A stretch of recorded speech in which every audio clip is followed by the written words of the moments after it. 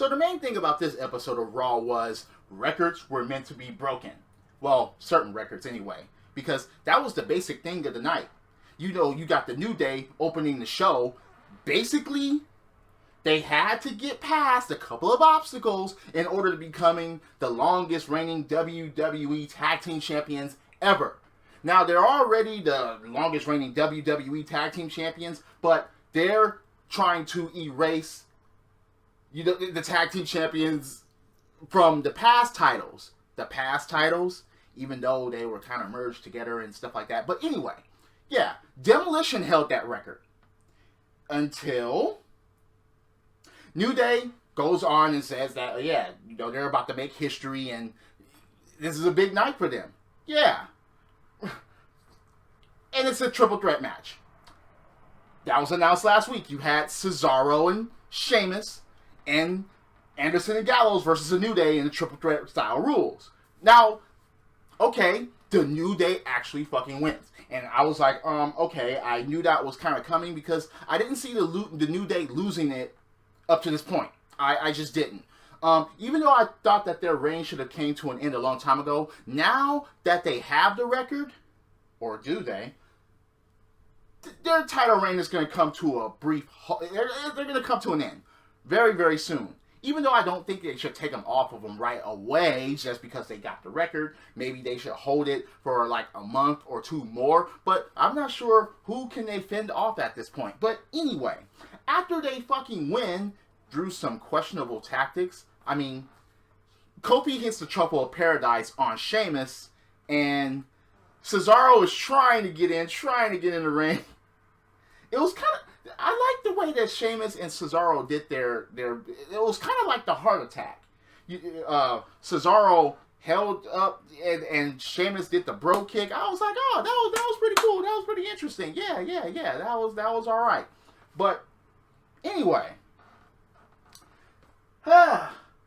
so you had the New Day win. They actually fucking win, and then afterwards there was a celebration in the back with pretty much some of the locker room chanting New Day, and you're not fooling me, those weren't booty-os, or those were Lucky Charms and that big bowl of cereal that Big E was eating on, and champagne, all over Stephanie McMahon, and she didn't like that. It's a fucking celebration, you bitch.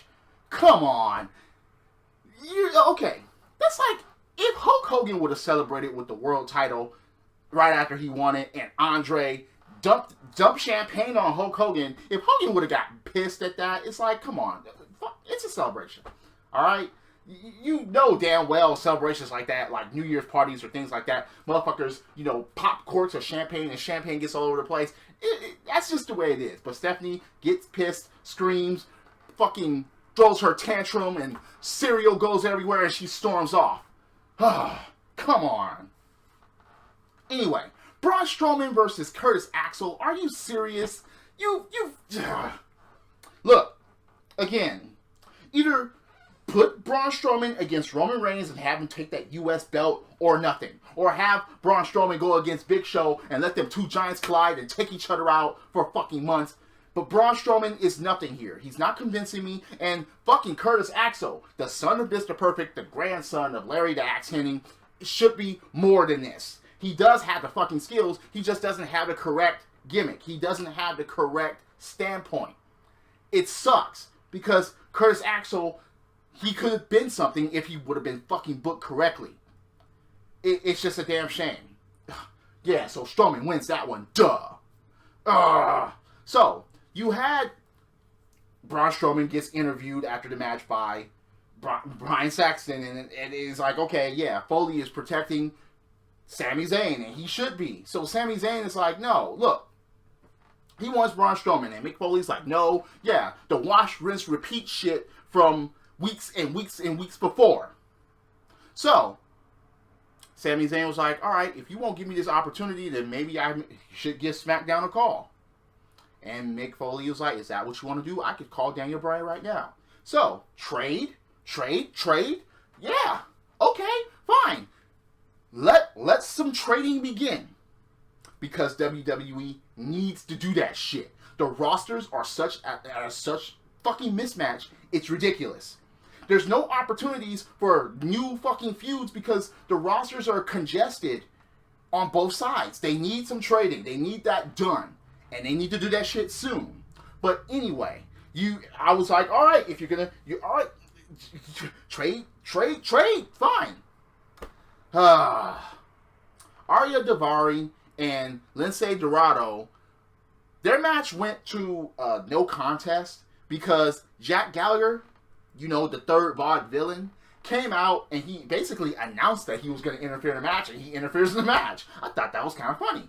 But it wasn't really interference as much as Daivari went and chased him down, and then they started brawling and so on and so forth, with Dorado nowhere to be found all through the fucking interference. I didn't understand that. I'm like, okay, where did Dorado go? Where did he go? He was just gone, and it's like, okay, that wasn't convincing enough. There wasn't enough action there for them to fuel the feud, so to speak. But Jack Gallagher, yeah, he's the third VOD villain. Sorry, that's what I see him as at this point. So you have the Rollins report. Special guest, Kevin Owens. But before that, Rollins, he reiterates that he wants Triple H. You know damn well they're going to build that up to WrestleMania, because that's the only time Triple H is going to show up again. So they're going to milk that and milk that and milk that. Probably Triple H is going to show up at the Royal Rumble while Seth Rollins is in it and somehow take him out of the Royal Rumble. I see that happening, but anyway. The Rollins report consists of him and Kevin Owens. And Kevin Owens didn't even go all the way down to the fucking ring. He brings out his own stool and sits at the fucking ring. Yeah, and Kevin Owens has a couple of announcements. So, Kevin Owens had talked to Stephanie McMahon because of what happened to her with the champagne and talking about the New Day doesn't deserve to be tag team champions or to have the record. So, he convinced Stephanie McMahon to make a match. So, later on in the evening, it's going to be Jericho versus the New Day for the tag team championships. Okay, fine. Yeah, Stephanie all upset. Yeah, come on, you seen that coming. And it's like, Jericho comes out and he's like, did you ever think I want to tag up with you again? Did you think I want to tag up with you tonight? Do you think I want anything to do with you? And, Owens is like, look, we can become tag team champions, and yeah, he's trying to reconcile those problems. He's trying to. And it's funny because Jericho is having none of that. It persists of having a little childish type of argument. Rollins gets called a stupid idiot. Rollins almost got put on the list again. But Jericho's like, yeah, I'll put you on the list. I'll put you on an injury list. Disabled list. So, Jericho and Owens goes to the ring and starts beating down Seth Rollins. And it's like, okay, cue Roman Reigns. Okay, cue Roman Reigns. This is going on for too long. Why isn't Roman Reigns out yet? Stop fucking trolling us. Bring out Roman Reigns. So Roman Reigns comes out and makes fucking save. Okay, fine. That just took way too fucking long. I just didn't understand what took that so long. It just, they forgot how to fucking cue that fucker's music? They cue his fucking music all the fucking time and we don't even fucking like it. They just, go and watch that segment. It was a beatdown for a while until Roman Reigns' music comes up. It's like, whoa, they forgot. Roman Reigns' music is probably some big ass fucking button that they can just slap with their fucking hands. But anyway, you had TJ Perkins go against Brian Kendrick, and Brian Kendrick actually wins. Why couldn't that match be for the Cruiserweight Championship when it was building up for the Cruiserweight Championship? I didn't understand the angle that they went through while TJ Perkins was champion and when he coughed that shit up to Brian Kendrick. This match is the match that should have been for the Cruiserweight Championship. That's the way it should have been. Not some, would you let me win, trolling type stuff. Anyway, so, backstage, Mick makes a fucking triple threat match between the New Day, Owen, Jericho, and Rollins and Reigns. Yes, Rollins and Reigns are former tag team champions as it is, and they're trying to just thrust them together again for the time being. So the New Day has to get past them in order to get past Raw to become the longest tag team champions ever in WWE history. So, Sasha and Charlotte, no matter who wins at Roadblock End of the Road, there's no rematch clause. So the 30-minute Iron Woman match, they should call it that, an Iron Woman match. After that, they're not going to cross anymore, apparently. This is why trades need to go down. They need to start trading, or people need to start switching shows and fucking fast. Because whoever wins there, they're going to start running out of opponents before they get before the other person gets thrust back. Unless the title is just going to go to Bayley or to Nia Jax or to something like that. Someone like that. No. I don't see the title being flip-flopped to other people for like months. One of them has got to be the champion for a fucking while, and then it's going to go full circle again with their opponent. So trades need to happen and take place, or just say fuck it and just have one big fucking roster again with all those champions in place. But anyway, speaking of the women's action on Raw, Bayley goes against Alicia Fox.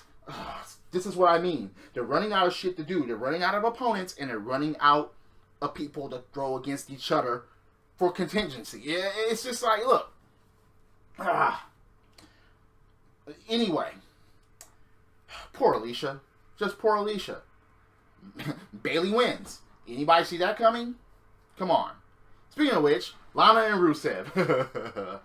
And now they're trying to troll us to say, oh yeah, what goes behind closed doors between Lana and Rusev? Oh, come on. Seriously? You thought that they were going to show them in bed or a scene or anything like that? They just showed what happened last week with Enzo getting his ass kicked by Rusev in that fucking hotel room. And I'll say it again. That was one of the craziest, best ass whoopings that I've seen in a while outside anywhere of the WWE ring. It was a good fucking segment. It was a predictable one, but it was a good ass whooping nevertheless. So speaking of which, Cass comes out and they fight. And they fight. And they fought for a while. And I'm like, this is what I want to see. Referees not showing up. Let these motherfuckers go at it. Yes, Rusev tries to get away to fight another day, so to speak. But at least he inflicted some damage on Cass. And they let them fight. Fine. I'm all for shit like that. No referee showing up to separate motherfuckers. Let the motherfuckers go. Somebody get an upper hand, or somebody just is like, okay, I gotta fight, live to fight another day. Yeah, have that shit almost every fucking segment, unless it's 2-on-1, and that means that someone has to come out and help. Okay, fine. So, you have Owens and Jericho backstage, and of course, Jericho is still not liking the idea of him having to team up with Kevin Owens because their friendship is not coexisting. They're not together anymore as far as friends. So Jericho just is like, no, and yeah. Now, the segment with Sami Zayn versus Jinder Mahal. Sami Zayn wins, and Sami Zayn, after the match, he's talking about wanting to get traded to SmackDown, and Mick Foley comes out, and Mick Foley's like, okay, I made a call, and you're being traded. Okay, is this what you want? Sami Zayn's like, all right, it's not what I want, but I'll yeah, you won't give me Braun Strowman, okay, fine. And Mick is like, do you want to know who you're being traded for? Okay, even trade for Eva Marie. Now, when Mick said that, I chuckled a bit. I laughed. I sure did. But I got snapped into reality. Because I was like, I did a Hugh Morris. Why? Because I was like, okay, wait. SmackDown would get the best part of that? But you mean to tell me that he's going to be the equal trade of value for Eva Marie? And that's when Sami Zayn got pissed. And he blew up at Mick. Talk about, I'm worth 100 Eva Maries. I'm worth 1,000 Eva Maries. But Mick ended up trolling us. Yeah, I fell for it. I admit I fell for it. And I laughed about it. Because it's like he had a blank piece of paper. There was no contract. And he's like, yeah, I want you to bring this fire. I want you to remember this. I want you to channel all that when you face Braun Strowman at Roadblock End of the Road. 10 minutes. Strowman said at the earlier in the night that Sami Zayn wouldn't last 2 minutes against him, and now he gets 10 minutes with him.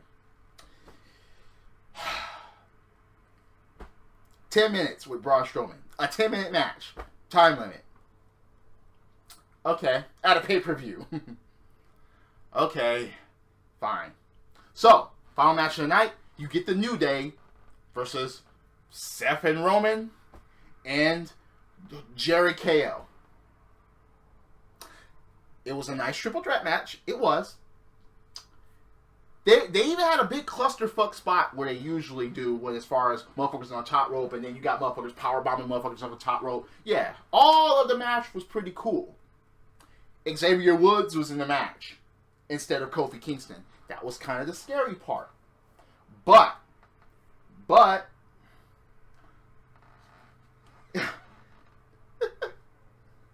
fun. He ends up getting the pin. He ends up pinning and retaining.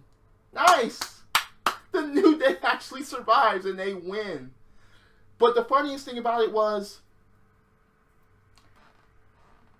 Kevin Owens and Jericho had it won. Pop-up powerbomb set up to Code Breaker. And Jericho goes for the pin. Seth Rollins pushes Kevin Owens right on top of Jericho and breaks up the pinfall. And Jericho's like, why did you do that? And of course Kevin Owens is like, he pushed me. He pushed me. He pushed me. It's not my fault. He pushed me.